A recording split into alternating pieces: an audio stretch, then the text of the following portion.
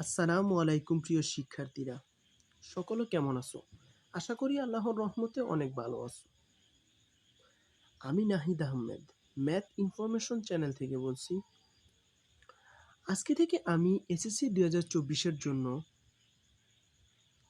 Math suggestion A to Z MCQ থেকে CQ এর short suggestion দেওয়া হবে পার্ট বাই পার্ট। আরেকটা কথা হচ্ছে, আমি তোমাদের ম্যাথের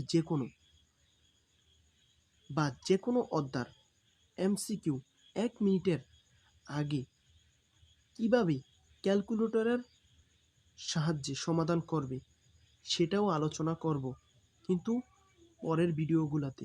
আজকের আলোচ্য বিষয় হচ্ছে গণিতের কোন অধ্যায় কোন বিভাগে পড়ছে এবং প্রতিটি অধ্যায় কতটি করে অনুশীলনী রয়েছে। প্রথমত এটা নিয়ে আলোচনা করব। দ্বিতীয়ত আলোচনার বিষয় হচ্ছে গুরুত্বপূর্ণ অধ্যায়গুলো দাগিয়ে দিব, যা তোমাদের পরীক্ষার জন্য খুবই গুরুত্বপূর্ণ। এই অধ্যায়গুলো থেকে 100% সৃজনশীল আসবে ইনশাআল্লাহ। তৃতীয় আলোচনার বিষয়টি খুব বেশি গুরুত্বপূর্ণ, যা ভিডিওর শেষে আলোচনা করা হবে। তাই ভিডিওটা একটুও স্কিপ না করে শেষ পর্যন্ত দেখার অনুরোধ রইল। আরেকটা কথা হচ্ছে, তোমাদের এসএসসি 2024-এর জন্য সকল বিষয়ের সকল বিভাগের জন্য 100% শর্ট সাজেশন তৈরি করা হচ্ছে। এগুলো মিস না করতে চাইলে চ্যানেলটি সাবস্ক্রাইব করে পাশে থাকা বেল আইকনটি বাজিয়ে রাখো, কারণ সাবস্ক্রাইব করে পাশের বেল আইকনটি বাজিয়ে রাখলে তোমার এই চ্যানেলের সকল সাজেশন এবং শিক্ষামূলক ভিডিও কখনো মিস হবে না। তাহলে ভিডিওটি উপস্থাপন করা যাক। ফার্স্ট অফ অল দেখো, বীজগণিতিক রাশি 20 মার্কের কবিভাগে তোমার অধ্যায় রয়েছে 8টি। প্রথম অধ্যায়, দ্বিতীয়, তৃতীয়, চতুর্থ, পঞ্চম, একাদশ, দ্বাদশ, ত্রিয়াদশ। এই অধ্যায়গুলোর ভিতরে আবার তোমার অনুশীলনী রয়েছে। এখন এই 8টা অধ্যায় মিলে তোমার 21টি অনুশীলনী রয়েছে। তারপর খ বিভাগ হলো জ্যামিতিতে তোমার মানে খ বিভাগে কোন অধ্যায়গুলো অন্তর্ভুক্ত? 6 নম্বর অধ্যায়, 7, 8, 14, 15, মানে এই 5টা অধ্যায় অন্তর্ভুক্ত হলো খ বিভাগে। তোমার খ বিভাগে থাকছে 20 মার্ক আর অনুশীলনী রয়েছে 15টি। এখন গ বিভাগে আসা যাক। গ বিভাগে অধ্যায় রয়েছে তোমার 3টি অধ্যায় রয়েছে, 9, 10 আর 16। অনুশীলনী রয়েছে 60টি, 20 মার্ক। আর গহ বিভাগ, এখানে রয়েছে 10 মার্ক। আর এটার সম্পর্কে একটু পরে কথা বলছি, যে তোমার ওই কোন অধ্যায়গুলো দাগায় দেওয়ার সময়। দ্বিতীয় আলোচনার বিষয়টি হচ্ছে যে গুরুত্বপূর্ণ অধ্যায়গুলো, মানে যে এখন আমি যে তোমার ক বিভাগ, খ বিভাগ, গ বিভাগের অধ্যায়গুলো বললাম, সেগুলো গুরুত্বপূর্ণ অধ্যায়গুলো দাগায় দিব, যা বিগত বোর্ড অ্যানালাইসিস করে দেখা হয়েছে, এবং তোমরা নিজেই দেখলে বুঝতে পারবা যে এগুলো থেকে আসা সম্ভব। আবার তোমাদের স্কুলে যারা স্যার আছে, বলবা যে স্যার এই অধ্যায়গুলা যে আমাদের ক বিভাগে যদি করি তাহলে বোর্ড পরীক্ষায় কি আমরা কমন পাবো নাকি, সেইটার সম্পর্কে স্যারদের জিজ্ঞাসা করবা।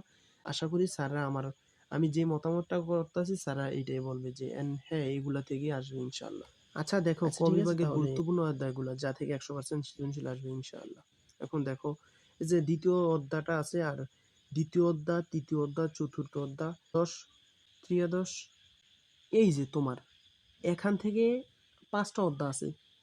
তোমরা আগে 9-এ ছিলে, আজকে 10-এর কয় মাস গেছে? 10-এর আজকে 5 মাস গেছে। হ্যাঁ, 5 মাস গেছে। নিশ্চয়ই তোমরা ক বিভাগের 2টা কিংবা 3টা অধ্যায় শেষ করছো। যেমন সেট ফাংশনটা শেষ করছে, এটা শিওর আমার জানা মতো, আমি যেরকম বুঝি। এখন সেকেন্ডলি আছে হলো তোমার বীজগণিতের রাশি 2য় অধ্যায়। আমার মনে হয় এইটাও তোমরা শেষ করছো। তারপর এই চতুর্থ অধ্যায় রয়েছে তোমার সূচক লগারিদম, এটাও মনে হয় মোটামুটি শেষ করছো। এখন মোটামুটি আমি বলতে পারবো না যে শেষ করছো, কিন্তু আমার জানা মতো শিক্ষার্থীরা যে এই অধ্যায়গুলা যে মানে একটা কথা, মানে ক বিভাগটা নিয়ে ছাত্রছাত্রীরা কিন্তু বেশি করে থাকে। তোমরা দেখবা পরীক্ষার আগেও এমন হয়েছে যে কেউ মানে অঙ্কই করে যেতেছে তারপরে সে মানে বুঝতে পারতাছে না যে কোন বিভাগের অঙ্ক করতেছে, কিন্তু তার কাছে মনে হবে কি জানো, সে না আমি অনেক অঙ্ক করতেছি, আমার তো মানে অনেক অধ্যা করে লাইছি, এখন আমার এ প্লাস নিশ্চিত। এখন তো নিজেকে প্রশ্ন করো যে এখন যদি তুমি ভিডিওটা দেখে থাকো তাহলে তুমি কতটুকু পারছো বা পারো নাই সেটা এখন তুমি যাচাই করো। দেখো এই যে ক বিভাগ থেকে মানে এই অধ্যাটাকে দেখো, ইভিল নেচার মানে দুষ্ট প্রকৃতির। যেমন ছাত্রছাত্রীরা সব সময় তুমি একজন স্যারের কাছে গেলে এই ক বিভাগ মানে বীজগণিতিক রাশি, একজন স্কুলে গেলে বীজগণিতিক রাশি সব হানো যেন যাইবা তুমি। আমরা তো আমরা পড়াশোনা করছি, আমরা জানি। আবার আমার ছোট ভাইরা আছে তাদের থেকে এইটাই শোনা যায়, বুঝো? এটাই সত্য। এখন কথা কোনটা যে তোমার এই দুষ্ট প্রকৃতির বা ইভিল নেচার এই অধ্যায়টা এই মানে এই বিভাগ থেকে তোমাদের পরিত্রাণ পাইতে হবে, কারণ তুমি এখানে 20 মার্ক পাচ্ছ, আর খ বিভাগে 20 মার্ক, গ বিভাগে 20 মার্ক, আর গ বিভাগটা এটা হয় অনেকজনের পরিসংখ্যানও হয়ে থাকে, এখানে তোমার 50 মার্ক থাকছে। এখন তুমি যদি 20 মার্কের দিকে বেশি নজর দাও তাহলে তোমার কিন্তু 50 মার্ক মিস যাবে। এবং খ বিভাগ, গ বিভাগ, ঘ বিভাগে তোমার অধ্যায়গুলা কম, এবং মানে আমি যেগুলো দেখায় দিতেছি সেগুলো কম। তুমি এর সব দিক দিয়ে তুমি ওই 50 মার্কের বেনিফিটসটা একটু বেশি পাচ্ছ। এখন কথা হচ্ছে তুমি এই খ বিভাগ, গ বিভাগের অঙ্কগুলোও করবা, আমি যেই অধ্যায়গুলো বলতে আছি। দেখো এই ষষ্ঠ, সপ্তম, অষ্টম এই 3টা অধ্যায় কমেন্ট সেকশনে জানাইতে পারো, আমি ইনশাল্লাহ দেওয়ার চেষ্টা করবো। আচ্ছা তুমি একটা কাজ করতে পারো, তুমি এই উপপাদ্য থেকে তোমার 2টা সৃজনশীল অনেক সময় 2টা সৃজনশীল আইসা পড়ে, বুঝছো? এখন তুমি একটা কাজ করবা, তোমার যদি বেশি প্রেশার পড়ে ষষ্ঠ অধ্যায় থেকে, আমি বলছি যে ষষ্ঠ অধ্যায় থেকে ইনশাল্লাহ আশা করতে পারো যে সৃজনশীল না হওয়ার সম্ভাবনা পুরা 90% বা 80%। তোমার সপ্তম আর অষ্টম অধ্যায় এই 2টা অধ্যায় তুমি সুন্দর করে পড়ো, ইনশাল্লাহ তুমি বোর্ডে কমন পাওয়া যাবে। আরেক কথা কি জানো, আমি বলতে আছি তোমাদের এই যে সপ্তম আর অষ্টম অধ্যায় এত ইজি করে আমি তোমরা যদি চাও যে আমি অঙ্কগুলা করাই দেবো, অনেক ইজি, অনেক ভাই অনেক। মানে অধ্যায়গুলো তোমার মনে হয় অনেক বড়, কিন্তু আমি এমনভাবে মানে সাজেশনগুলো সাজাইছি, মনে করো এই সপ্তম অধ্যায় মনে করো কয়টা অঙ্ক, 10টার মতো বা 12টার মতো অঙ্ক।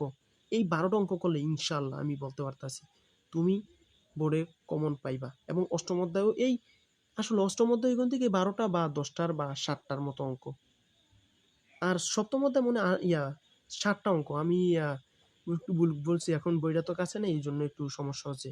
আমি তোমাদের বইয়ে দাগায় সাজেশন বানায় রাখছি, এখন মানে তোমাদের শুধু তোমরা যে সাজেশনটা চাও নাকি সেটা। আমরা অনেকে মানে এই বিভাগটা খ বিভাগটাকে অনেক কঠিন মনে করো, যে এই মানে জ্যামিতির সাইডটা এটা অনেক সহজ, এটা ভাইবা রাখো, আমি ইনশাল্লাহ সহজভাবে তোমাদেরকে মানে কম থাকবে এবং সেগুলো আমি ইনশাল্লাহ তোমরা যদি চাও আমি সমাধান করে দিব। আর সমস্যা নেই, তোমাদের ইচ্ছার উপর নির্ভর করে। আচ্ছা তাহলে ঠিক আছে, এখন গ বিভাগে আসা যাক। তোমার গ বিভাগে রয়েছে 9, 13 আর 16 অধ্যায়, অনুশীলনী রয়েছে তোমার 7টি। এখন এই 3টা অধ্যায় থেকে তোমার নবম অধ্যায় আর এই 16 অধ্যায়টা 2টা ইম্পর্টেন্ট। এখন এই গ বিভাগটার ভিতরে অনেকজনে করতে চায় না যে ভাই অনেক কঠিন।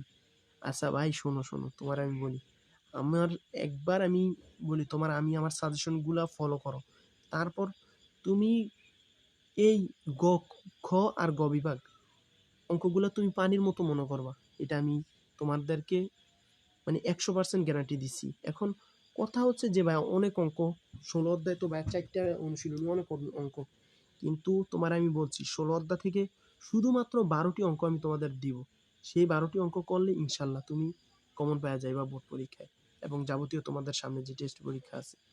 আবার নবম অধ্যায় এরকমই, এই অল্প কয়েকটা অঙ্ক করবা এবং আমি অঙ্কগুলা দাগায় দেওয়ানোর পর বা সাজেশনটা দেওয়ার পর তোমরা তোমার একজন নির্দিষ্ট পার্সোনাল একজন বড় ভাইদেরকে জিজ্ঞাসা করবা বা স্যারের যে গণিত টিচার যে তাকে জিজ্ঞাসা করবা যে স্যার দেখেন তো এই অঙ্কগুলা যে কেমন ইম্পর্টেন্ট নাকি, স্যারের বলবা, স্যারে কি বলে সেটা আমাকে কমেন্ট সেকশনে জানাইবা যা।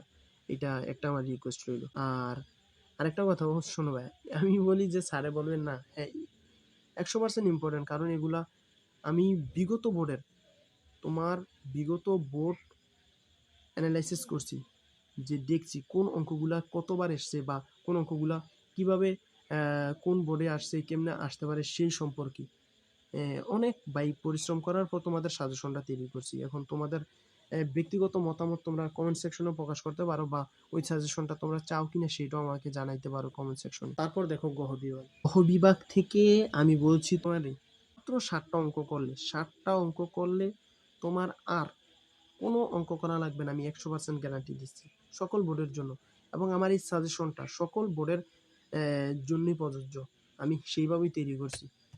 এখন তোমরা যদি সাজেশনটা চাও, আমি তোমাদেরকে খুব শীঘ্রই আপলোড করা হবে। এই শর্ট সাজেশনগুলো তোমরা আমার চ্যানেলটি সাবস্ক্রাইব করে রাখতে হবে এবং পাশের বেল আইকনটি বাজিয়ে রাখতে হবে, নাই হলে তোমরা এখন থেকে এই সাজেশনগুলো পাবে না, ঠিক আছে? আচ্ছা, এখন তার তৃতীয় আলোচনার বিষয়টি হচ্ছে যে এই অধ্যায়গুলো ভিতরে 100% কমন অঙ্কগুলো দেওয়া হবে, যা বিগত বোর্ড প্রশ্ন বিশ্লেষণ করে তৈরি করা হয়েছে। যাই হোক, এখন গুরুত্বপূর্ণ কিছু কথা যা তোমার গণিতে 90+ মার্কস এনে দিতে পারে ইনশাল্লাহ। তুমি ভালো স্টুডেন্ট না খারাপ স্টুডেন্ট সেটা তুমি নিজেই জানো। এখন কথা হচ্ছে তুমি তোমার রেজাল্ট ভালো করবে কি না খারাপ করবে সেটা তোমার নিজের উপর।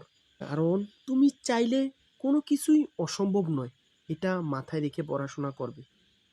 আমি তোমাদের বলি যে আমি বই থেকে যেভাবে পড়াশোনা করতে বলি এবং যে শর্ট সাজেশনগুলো দেই সেগুলো ফলো করো, ইনশাল্লাহ তুমি ম্যাথে 80 থেকে 90 মার্কস সকল বোর্ডেই তোমরা চেষ্টা করলে পাবা ইনশাল্লাহ। অসংখ্য ধন্যবাদ তোমাদেরকে যারা ভিডিওটি ধৈর্য সহকারে শেষ পর্যন্ত দেখেছো। আশা করি ভালো থাকবে এবং ভালো রাখবে তোমার চারপাশ।